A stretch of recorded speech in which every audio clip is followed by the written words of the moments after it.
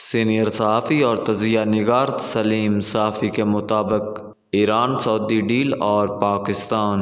ایران اور سعودی عرب کی مخاصمت کا پاکستان کو کیا نقصان ہو رہا تھا اور ان کی صلح سے پاکستان کو کیا فائدہ ہوگا، لیکن ساتھ ہی یہ بھی عرض کیا تھا کہ مواقع کے ساتھ ساتھ کچھ چیلنجز بھی سر اٹھا سکتے ہیں۔ ایک چیلنج تو یہ ہوگا کہ اس سے قبل سعودی عرب ایران کے تناظر میں بھی پاکستان کے ناز نخرے زیادہ اٹھاتا تھا، لیکن اب وہ پاکستان کو اس سینے میں نہیں دیکھے گا۔ دوسری طرف چین کا مشرق وسطیٰ اور سمندر تک رسائی کے لیے پہلے زیادہ انحصار پاکستان اور سی پیک پر تھا، لیکن اب ایران کی صورت میں اسے نیا آپشن بھی ہاتھ آ گیا ہے، کیونکہ ایران امریکہ کے اثر سے مکمل آزاد ہے، جبکہ پاکستان کے معاملے میں چین کو یہ خدشات لاحق رہتے تھے کہ کہیں دوبارہ سی پیک کی راہ میں روڑے اٹکائے جائیں، بلکہ ترازو کا پلڑا امریکہ کی طرف جھکا کر چین کے ساتھ معاملات کی صحیح تفصیلات ان کو فراہم کر دیں۔ تادم تحریر کہا جاتا ہے کہ جو حیثیت اسرائیل کی امریکہ کے لیے ہے، وہی حیثیت پاکستان کی چین کے لیے ہے،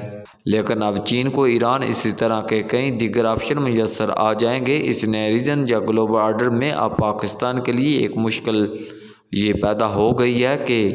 اس کے لیے اب زیادہ عرصہ دو کشتیوں امریکہ اور چین پر سواری ممکن نہیں رہے گی۔ اب دونوں طرف سے یہ دباؤ بڑھے گا کہ پاکستان فیصلہ کر لے کہ وہ کس کے ساتھ ہے۔ پاکستان کی اقتصادی بدحالی کے باوجود چین کا بھرپور مدد کے لیے نہ آنا اس کی طرف سے یہ پیغام ہے کہ وہ پکی یاری کا یقین دلائے اور یہ تسلی کرا دے کہ سی پیک وغیرہ کے معاملے میں عمران خان کی پالیسیوں کو دوبارہ نہیں دہرایا جائے گا۔ دوسری طرف شرائط پوری کرنے کے باوجود IMF کی طرف سے معاہدہ نہ کرنے اور امریکہ سے یہ پیغام دیا جا رہا ہے کہ پاکستان چین کی طرف جانے سے باز آ جائے۔ اب سعودی عرب ایک علاقائی طاقت ہونے کے ناطے اور دیگر عرب ممالک مالی خوشحالی اور سرمایہ کاری یا تیل کے مراکز ہونے کے ناطے تو امریکہ اور چین کو ساتھ ساتھ چلا سکیں گے اور کوئی ایک بھی ان کے آگے لکیر نہیں کھینچ سکتا، لیکن پاکستان کے سامنے اب بشاروں کی ناؤں میں لکیریں کھینچی جا رہی ہیں اور بہت جلد وہ شفاف الفاظ میں طرفین کھل کر بھی مطالبہ کرنے لگ جائیں گے۔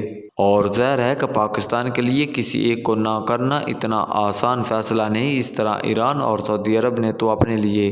خطرات کم کر دیے، لیکن پاکستان کے لیے ہندوستان اور افغانستان کے چیلنج بدستور موجود ہیں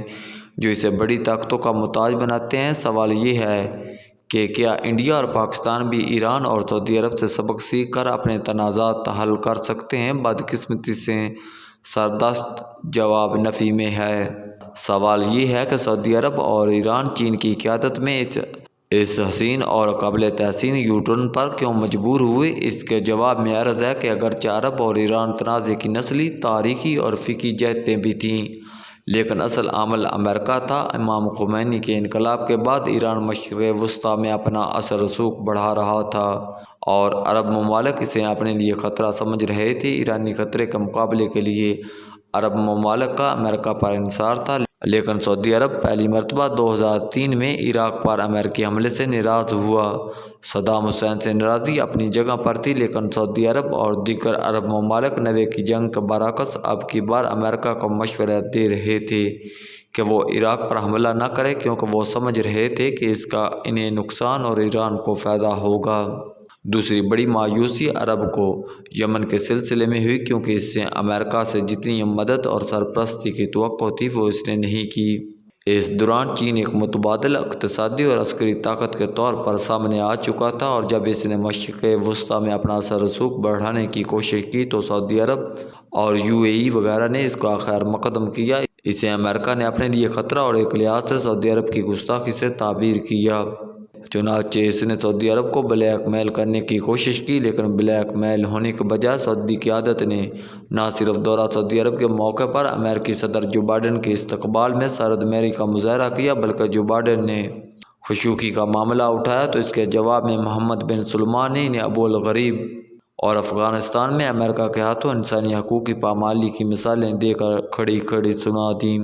امریکہ سے مایوسی کے بعد سعودی عرب نے یہ فیصلہ کیا کہ وہ اپنے سیکورٹی خطرات کو کم کرے۔ چنانچہ عرب ممالک نے امریکہ کے بغیر اپنی بنیادوں پر اسرائیل کے ساتھ پالیسی تبدیل کی، ترکی کے ساتھ مخاصمت ختم کر لی، قطر کو بھی دوبارہ دوست بنا لیا، لیکن سب سے بڑے عامل چین کو سرمایہ کاری کے لیے مواقع فراہم کر کے امریکہ پر انحصار کم کرنا شروع کیا۔ دوسری جانب ایران جس قدر عرب دنیا میں امریکی اثر رسوخ سے پریشان تھا، اس قدر وہ چین کی آمد سے خوش تھا۔ ایران نے اگرچہ پراکسی وار کے میدان میں بڑی حد تک سعودی عرب، یمن، شام اور لبنان میں سبقت حاصل کی تھی، لیکن اقتصادی پابندیوں کی وجہ سے اس کی معیشت شدید دباؤ میں ہے۔ علاوہ ازیں عراق اور آذربائیجان میں اسرائیل کے اثر رسوخ کے بڑھنے سے بھی وہ خوفزدہ تھا۔ اسے ایک طرف امریکہ اور اسرائیل کے مشترکہ کارروائی کا ڈر ہے تو دوسری طرف اسے زیادہ خطرہ اسرائیل اور عرب ممالک کے تعلقات کی بہتری سے محسوس ہوا۔ ایرانی قیادت سمجھنے لگی کہ اگر عرب اور اسرائیل کا اس کے خلاف اتحاد قائم ہو گیا تو یہ امریکہ اسرائیل اتحاد یا پھر امریکہ عرب اتحاد کے مقابلے میں اس کے لیے کئی گنا زیادہ خطرناک ہو سکتا ہے۔ حجاب کے مسئلے پر خواتین کے احتجاج سے اسے اندرونی خطرات بھی محسوس ہونے لگے، چنانچہ جب چین کی ثالثی میں اسے عرب ممالک کی طرف سے تعلقات کی بہتری کا گرین سگنل مل گیا تو ایران نے اسے غنیمت جانا۔